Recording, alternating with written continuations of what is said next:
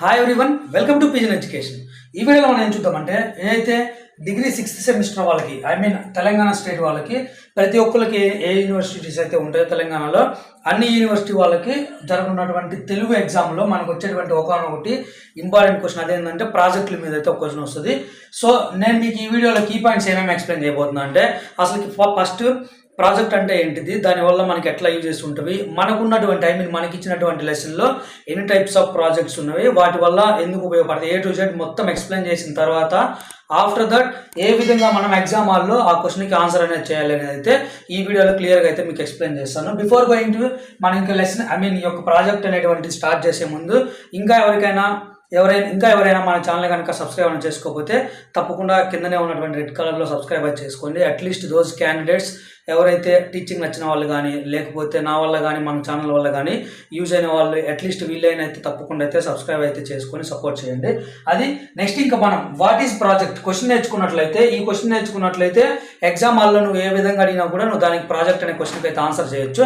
ఆ first question చూసుకుందాం. అదేంటంటే తెలుగులో చూసుకున్నా ఇంగ్లీష్లో చూసుకున్నా వాట్ ఈస్ ప్రాజెక్ట్ అంటే ఏంటిది, వాటిలో ఎన్ని రకాలు ఉంటాయి, టైప్స్ ఆఫ్ ప్రాజెక్ట్స్ ఏమేంటివి, యూజెస్ అనేది మనకి బుక్లో లేదు, బట్ మీరు నేర్చుకొని రెడీగా ఉండండి. ఎందుకంటే ఇన్ కేస్ ఎప్పుడైనా క్వశ్చన్ సొంతంగా అడిగినా వాటి వల్ల ఉపయోగాలు ఏంటివి ప్రాజెక్ట్ వల్ల అడిగినా, లేకపోతే ఇన్ కేస్ అక్కడ ఇవ్వకపోయినా అట్ ద ఎండ్లో మనం ఒక 3 to 4 యూజెస్ అయితే యాడ్ అయితే చేసుకోవచ్చు. వాటి వల్ల ఉపయోగాలు ఏంటివి, ఈ 3 పాయింట్స్ కనుక మీరు నేర్చుకున్నట్లయితే డామ్ షూర్గా ఒక క్వశ్చన్కి మీరు ఆన్సర్ అయితే రాయొచ్చు. అదేంటంటే ఫస్ట్ మనం ప్రాజెక్ట్ డెఫినేషన్ చూసుకున్నట్లయితే సింపుల్గా అసలు ప్రాజెక్ట్ అనేది ఫస్ట్ ఇంగ్లీష్ నుంచి వచ్చినటువంటి అంటే ఇంగ్లీష్ లాంగ్వేజ్లో ఉన్నటువంటి నేమ్. దీని తెలుగులో నెంబర్ ఆఫ్ నేమ్స్ ఉంటుంది. దాంట్లో ఒకటి పథకాలు అనేవి కూడా ఈ యొక్క ప్రాజెక్ట్ కిందకైతే వస్తుంది. ఈ పథకాలు అంటే అర్థం ఏంటిదంటే వాళ్ళ యొక్క సమయ సందర్భాన్ని బట్టి ఏ విధంగా అయితే వ్యూహాలు వేస్తారో అవే నథింగ్ బట్ పథకాలు అని చెప్తాము. వీటిలలో మనకి నెంబర్ ఆఫ్ టైప్స్ ఉంటుంది. ఇప్పటి వరకు మనం ఏమనుకుంటామంటే ఓన్లీ చాలా మంది ప్రాజెక్ట్స్ అంటే ఏదైతే నాగార్జున సాగర్ డ్యామ్ ఉంది అదొక ప్రాజెక్ట్, లేకపోతే వాటర్ ప్రాజెక్ట్స్ ఇట్లాంటివి మాత్రమే మనం ప్రాజెక్ట్ అనుకుంటాము. సో అవి కాదు, ప్రాజెక్ట్ అంటే వాటితో పాటు ఇంకా చాలా రకాలు ఉన్నవి.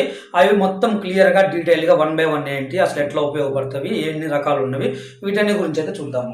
ఫస్ట్ మనం ప్రాజెక్ట్ అంటే ఏంటంటే ఏదైతే మన జీవనం కోసం కానీ లేకపోతే డైలీ ఏదైనా ఒక మంచి పద్ధతిలో ఉపయోగపడేటువంటి ఏదైనా ఒక పథకం ఏదైనా కానీ మనకి ప్రాజెక్ట్ కిందకైతే దాన్ని మనం లెక్కించుకోవచ్చు. అదే project definition, nothing but. Next ఇంకా మనం టైప్స్ చూసుకున్నట్లయితే మేజర్గా మనకి 4 types ఆఫ్ ప్రాజెక్ట్స్ అయితే ఉన్నవి.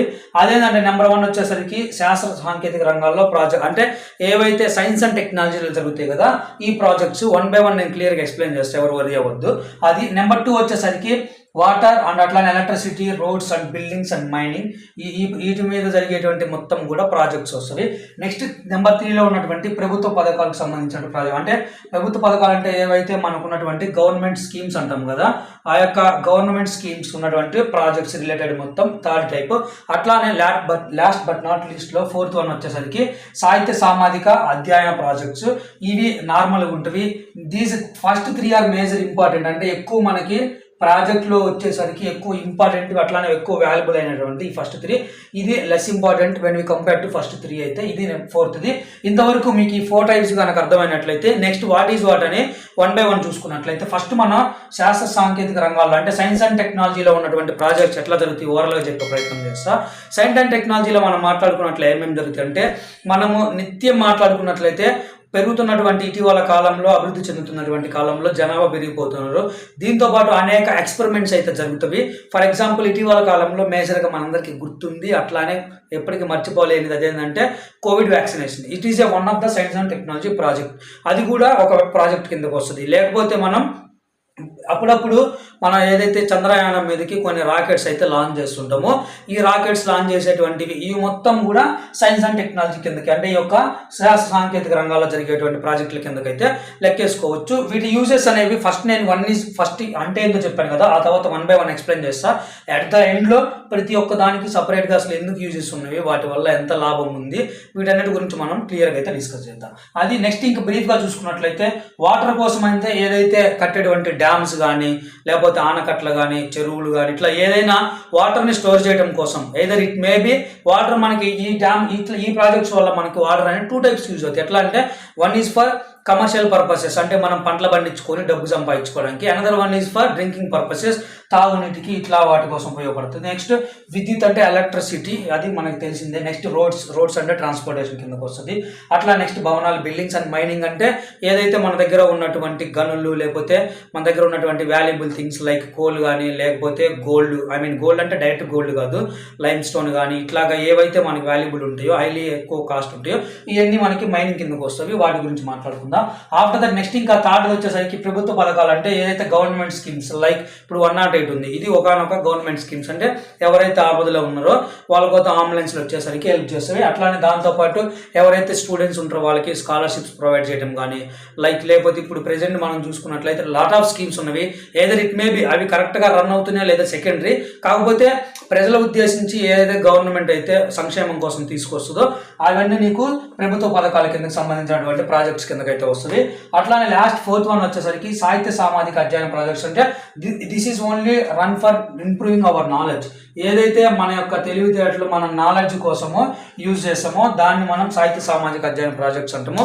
ఫర్ ఎగ్జాంపుల్ ఇంతకు ముందు ఉన్నటువంటి పాస్ట్ గవర్నమెంట్లో మనం చూసుకున్నట్లయితే స్టూడెంట్స్కి కంప్యూటర్ స్కిల్స్ అనేవి నేర్పించి గవర్నమెంట్ సమ్ అమౌంట్ ఆఫ్ మనీని అయితే హెల్ప్ చేస్తుంది వాళ్ళ లైఫ్లో అవి యూజ్ చేసుకోవడం కానీ, లైక్ సర్టిఫికేట్స్ ఇచ్చేసి ఇట్లా యూజ్ చేస్తుంది కదా.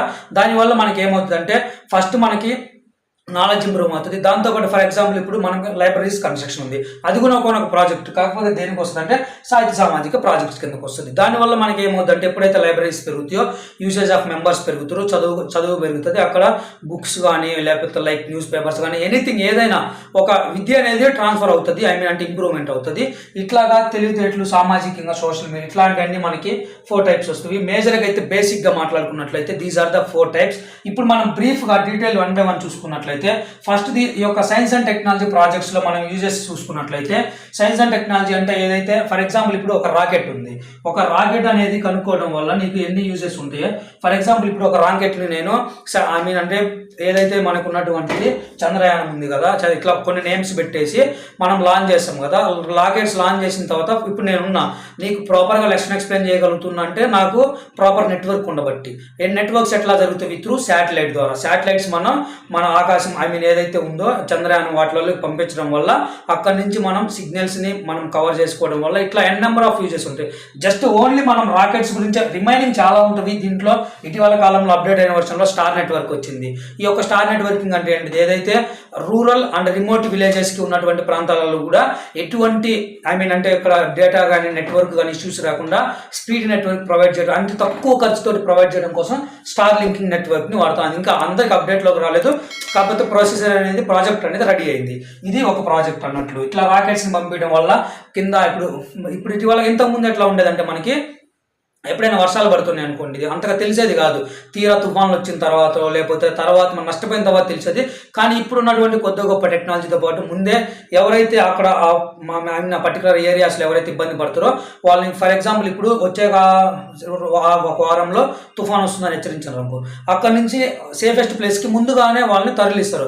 దానివల్ల మనకి ఏమేమి యూజెస్ ఉంటాయి? మనుషులు ప్రాణాలు కాపాడవచ్చు, దాంతోపాటు కొంత amount of valuable things money కానీ లేకపోతే ఇంకా ఏమైనా డాక్యుమెంట్స్ కానీ ఇట్లాంటివన్నీ మనం సేఫ్గా మూవ్ చేసుకోవచ్చు. ఇట్లా అంటే నష్టాన్ని కొంతవరకు తగ్గించవచ్చు. ఇట్లా ఇవన్నీ మనకి అడ్వాంటేజెస్, నెంబర్ ఆఫ్ అడ్వాంటేజెస్. ఇవన్నీ ఎందుకు జరుగుతాయి అంటే ఈ యొక్క సైన్స్ అండ్ టెక్నాలజీ ప్రాజెక్ట్స్ అనేవి సక్రమంగా రన్ అవ్వడం వల్ల. ఇట్లాగా ఇంకా ముందు మనం ఎక్కువగా డెవలప్ అవ్వాలంటే science and technology projects key role అయితే ప్లే చేస్తాయి. ఇవి వాటి యూజెస్. నెక్స్ట్ మనం చూసుకున్నట్లయితే వెరీ వెరీ ఇంపార్టెంట్ ఇది నీరు, విద్యుత్, రోడ్లు, భవనాలు, మైనింగ్ అంటే వాటర్ కానీ ఎలక్ట్రిసిటీ. ఇవన్నీ ఏంటంటే వాటర్ గురించి ఆల్రెడీ ఇందని చెప్పేసా.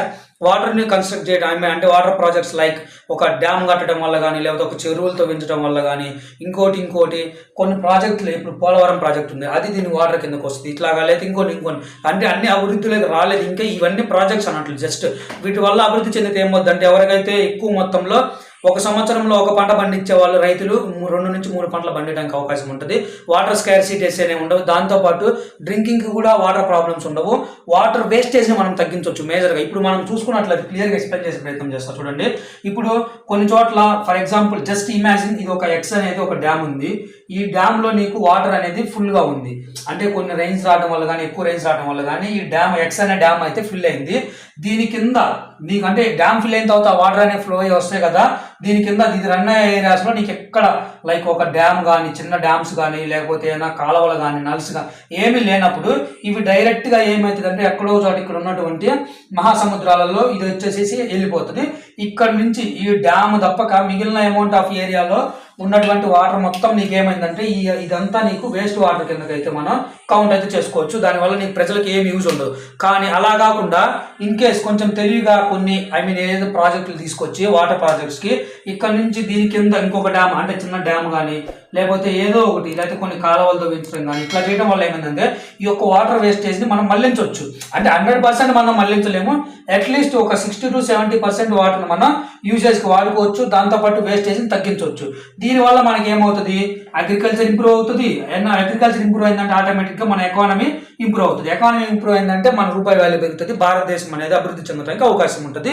ఇట్లాగా ఎన్ నెంబర్ ఆఫ్ యూజెస్ ఉన్నాయి. దాంతోపాటు ఇంకొకటి ఇది వన్ సైడ్. ఇంకెనదర్ సైడ్ చూసుకున్నట్లయితే మనకి లైక్ మన డ్రింకింగ్ వాటర్ కోసం ఎటువంటి కష్టాలు లేకుండా త్రాగునీరు సాగునీరు అంటాము. ఏదైతే వ్యవసాయం కోసం వాడేమో సాగునీరు, అట్లా కాకుండా డ్రింకింగ్ పర్పస్కి వాడేమో త్రాగునీరు. ఇవి మనకి రెండు ఎటువంటి వాటర్ వల్ల ప్రాబ్లమ్స్ రాకుండా చూసుకోవచ్చు ఇట్లా వల్ల. నెక్స్ట్ ఇంకా ఇట్లానే చూసుకున్నట్లయితే విద్యుత్ కూడా గుర్తుపెట్టుకోండి. ఈ వాటర్స్ డ్యామ్స్ను కన్స్ట్రక్ట్ చేయడం వల్ల ఎంత వాల్యుబుల్ అంటే, ఫర్ ఎగ్జాంపుల్ ఇప్పుడు నాగార్జున సాగర్ డ్యామ్ ఉంది. ఈ యొక్క నాగార్జున సాగర్ డ్యామ్ తీసుకున్నట్లయితే దీంట్లో మనం వాటర్ని స్టోర్ చేసుకోవడమే కాకుండా ఎలక్ట్రిసిటీ కూడా ప్రొడ్యూస్ చేయొచ్చు. ఈ యొక్క ఎలక్ట్రిసిటీ ప్రొడ్యూస్ చేయడం వల్ల కొంతవరకు మన అమౌంట్ బడ్జెట్ని మనం తగ్గించుకోవచ్చు. ఎట్లా అంటే ఫర్ ఎగ్జాంపుల్ ఇప్పుడు నేను నీకు ఒక రోజులో ఎంత ఎలక్ట్రిసిటీ వాడతావు అంతా నేను కోల్ తోటి ప్రొడ్యూస్ చేయాలంటే నాకు ఖర్చు అనేది ఎక్కువ అవుతుంది. అట్లా కాకుండా some amount of coal use చేసి సమ్ అమౌంట్ ఆఫ్ వాటర్ కానీ సమ్ అమౌంట్ ఆఫ్ విండ్ అంటే గాలి కానీ ఇట్లాంటి యూజ్ చేయడం వల్ల ఏమవుతుంది అంటే ఏదైతే విండ్ కానీ వాటర్ అనేవి నాకు ఎక్కువ అమౌంట్లో ఉన్నప్పుడు దీస్ ఆర్ లెస్ ప్రైస్. అంటే ఎప్పుడైతే కంపేర్ చేసుకుంటే కోల్ ఉందనుకోండి, కోల్ ఒకసారి ఎగ్జాస్ట్ అయితే మళ్ళీ రాదు. When you compare to these అంటే వాటర్ కూడా ఎగ్జాస్ట్ అవుతుంది. ఇన్ కేస్ మనం ఎక్కువ ఇన్కేర్ చేసినప్పుడు ఎగ్జాస్ట్ అవుతుంది. అంతవరకు అయితే సఫిషియంట్. ఎందుకంటే వాటర్ అంతగా ఎందుకు చెప్పలేము ఎగ్జాస్ట్ అవ్వమని చెప్పగలమంటే కన్ఫామ్గా మన భూమి మీద తీసుకున్నట్లయితే వరల్డ్ మొత్తంలో మనకి 97% ఆఫ్ వాటరే ఉంది, రిమైనింగ్ 3% ల్యాండ్ ఉంది. కాకపోతే దీంట్లో యూస్ఫుల్ ఆఫ్ వాటర్ తక్కువ ఉన్నా అంటే ఎక్కువ మనకి మహాసముద్రాలు ఉండటం వల్ల ఏమవుతుందంటే ఇది సాల్ట్ వాటర్ అనేది ఎక్కువ అవుతుంది. దాన్ని మనం ఎఫిషియెంట్గా యూజ్ చేసుకోలేము నార్మల్ వాటర్ కంటే. హౌఎవర్ కానీ ఎక్కువ ఏమంటే వాటర్ అయితే మనకుంది. సో అందుకని ఇట్లాగా నీకు మన ఖర్చు అనేది తగ్గించుకోవచ్చు. ప్రజలకు తక్కువ ఖర్చుతో నీకు ఎలక్ట్రిసిటీని ప్రొడ్యూస్ చేయొచ్చు. నెక్స్ట్ ఇంకా రోడ్స్ వెరీ వెరీ ఇంపార్టెంట్. ఇది చూడడానికి చిన్న కాన్సెప్ట్ అయినా చాలా వరకు మన ఎకానమీకి వెళ్ళిపోతుంది. రోడ్స్ ఇంప్రూవ్ చేయడం వల్ల నీకు ఏమేమి జరుగుతుంది అంటే ఫర్ ఎగ్జాంపుల్ ఒక రోడ్ ఇంప్రూవ్ అయిందంటే నీకు ట్రాన్స్పోర్ట్ ఫెసిలిటీస్ పెరుగుతాయి. ట్రాన్స్పోర్ట్ ఫెసిలిటీస్ పెరిగిందంటే ఆటోమేటిక్గా నీకు గవర్నమెంట్కి ఇన్కమ్ అనేది పెరుగుతుంది. దాంతోపాటు యాక్సిడెంట్స్ని మనం రెడ్యూస్ చేయొచ్చు. ఇట్లాగా ఎన్ నెంబర్ ఆఫ్ యూజెస్ ఉంటుంది. నెక్స్ట్ భవనాలు, మైనింగ్ భవనాలు అంటే నార్మల్ బిల్డింగ్స్ కన్స్ట్రక్షన్ ఎవరైతే ఇది కూడా కొంచెం గవర్నమెంట్ స్కీమ్స్ కిందకి వస్తుంది. నెక్స్ట్ మైనింగ్ చూసుకున్నట్లయితే మైనింగ్ అంటే ఇందా ఆల్రెడీ మాట్లాడుకున్నాం. ఫర్ ఎగ్జాంపుల్ ఇప్పుడు నీకు ఇప్పుడు ఎలక్ట్రిసిటీ రావాలి, ఇందానేమని చెప్పా బొగ్గు ద్వారా ఎలక్ట్రిసిటీ వస్తుందని చెప్పా. ఈ యొక్క కోల్ ద్వారా నీకు ఎలక్ట్రిసిటీ రావాలంటే నువ్వు ఫస్ట్ బొగ్గు ఉన్న అంటే భూమి కింద పొరల లేయర్స్లో ఉన్నటువంటి బొగ్గుని నువ్వు మైనింగ్ అంటే త్రవ్వకాలు జరగడాన్ని మైనింగ్ అంటాము. త్రవ్వకాలు చేసి దాన్ని బయటికి అయితే లాగాలి అది. నెక్స్ట్ ఇంకా మనం థర్డ్ చూసుకున్నట్లయితే ప్రభుత్వ పథకాలకు సంబంధించిన ప్రాజెక్ట్స్ ఏవైతే ఉంటాయో ఇవేంటంటే గవర్నమెంట్ అనేది సమ్ స్పెసిఫిక్ పీపుల్స్ కోసం కొన్ని రంగాలలో కొన్ని ఏరియాస్లో కొంతమందిని సెలెక్ట్ చేసి కొన్ని స్కీమ్స్ అయితే ప్రొవైడ్ చేస్తాయి. ఫర్ ఎగ్జాంపుల్ ఇప్పుడు అమ్మఒడి అని ఉంది. అమ్మఒడి ఏంటంటే దోస్ క్యాండిడేట్స్ ఎవరైతే ఎడ్యుకేషన్ చదువుకునే వారి కోసం మాత్రమే. అట్లా కూడా పెద్దవాళ్ళకి కొన్ని సపరేట్ స్కీమ్స్ ఉంటాయి. ఇట్లా 108 ఉంది. ఇది అంబులెన్స్ స్కీమ్ ఎవరైతే ఆపదలో ఉంటారో ఏదైనా రోగాలు కానీ ఇట్లా ఎమర్జెన్సీస్ యాక్సిడెంట్స్ లైక్ ఇట్లా ఎక్సెట్రా వీటన్నిటి వల్ల బాధపడే వాళ్ళ కోసం అట్లాగా. ఇంకా ఏదైతే గవర్నమెంట్ నుంచి వచ్చే స్కీమ్స్ మనకి ఇవి దీని కిందకు వస్తాయి. నెక్స్ట్ లాస్ట్లోది సాహిత్య సామాజిక అధ్యయన స్కీమ్స్ అంటే ఆల్రెడీ మాట్లాడుకున్నాం కదా, ఏదైతే మనం జ్ఞానాన్ని పెంపొందించుకోసం పెట్టుకున్నటువంటి లేదా కన్స్ట్రక్ట్ చేసుకున్నటువంటి లైక్ లైబ్రరీస్ కానివ్వండి, లేకపోతే న్యూస్ పేపర్ సర్క్యులేషన్ కానివ్వండి, లేకపోతే ఏమన్నా లైక్ స్పీచెస్ ఇవ్వడం కానీ ఎట్లా అంటే కొన్ని ఏరియాస్ ఏంటంటే కొంతమందిని ఫర్ ఎగ్జాంపుల్ ఇప్పుడు మనం బయట చూసుకున్నట్లయితే చాలా మొత్తంలో కొన్ని క్లాసెస్ లైక్ కండక్ట్ చేస్తుంటారు. ఇవి కూడా నీకు నాలెడ్జ్ ట్రాన్స్ఫర్ అవుతుంది. ఇట్లాగా ఏదైనా ఓవరాల్గా బేసిక్ ఐడియా అయితే ఈ యొక్క ప్రాజెక్ట్స్ గురించి అయితే ఇది మీకు సింపుల్గా చూసుకున్నట్లయితే అన్ని గురించి అర్థమైంది అనుకుంటున్నా. ఇప్పుడు నువ్వేం చేయాలంటే నీకు ఎగ్జామ్లో ఇప్పుడు ప్రాజెక్ట్స్ గురించి ఏదైనా క్వశ్చన్ అడిగితే ఎక్కువ మార్క్స్ కోసం నువ్వు ఏ విధంగా రాయాలనే దాని గురించి అయితే ఇప్పుడు నీకు క్లియర్గా ఎక్స్ప్లెయిన్ చేస్తా చూడండి. నీకు చాలా మంది తెలియక ఏం చేస్తారంటే డైరెక్ట్గా అంటే ఇన్ఫర్మేషన్ చదువుతారు, కానీ ఆ చదివినటువంటి ఇన్ఫర్మేషన్ అట్లా ఎగ్జిక్యూట్ చేయాలి తెలియదు. అక్కడ నీకు మార్క్స్ అయితే నువ్వు లూజ్ అయ్యే ఛాన్సెస్ ఉంటాయి. ఉన్నవి. ఇప్పుడు నేనే ఉన్నా, ఇప్పుడు నాకు ప్రాజెక్ట్ గురించి క్వశ్చన్ వచ్చింది, నేను ఎట్లా రాస్తాను అంటే ఫస్ట్ తెలుగులో అయితే తెలుగు, ఇంగ్లీష్ యువర్ చాయిస్ అది. నేను జస్ట్ ఇక్కడ సరే ఓకే తెలుగు కాబట్టి మనం ప్రాజెక్ట్ అనేసి ఫస్ట్ మనం సైడ్ హెడ్డింగ్ పెడతాము.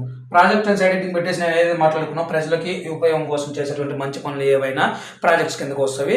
వాటిని తెలుగులో మనం చూసుకున్నట్లయితే పథకాలని అంటాము. ఎగ్జాంపుల్స్ 1 or 2 అయిపోయింది డెఫినేషన్. నెక్స్ట్ ఇంకా చూసుకున్నట్లయితే ప్రాజెక్టు రకాలు, ఈ యొక్క ప్రాజెక్టులో రకాలు ఏం పెడతావు, దే ఆర్ మొత్తం ఎన్ని టైప్స్ ఉన్నాయి, 4 types ఉన్నాయి. ఆ 4 types 1 2 3 4 ఎక్స్ప్లెయిన్ చేస్తావు, వాట్ ఈస్ వాట్ ఇన్ అని చెప్పినాము. మళ్ళీ నెక్స్ట్ 1 by 1 ఫస్ట్ ఇది సైడ్ హెడ్డింగ్, సెకండ్ ఇది సైడ్ హెడ్డింగ్.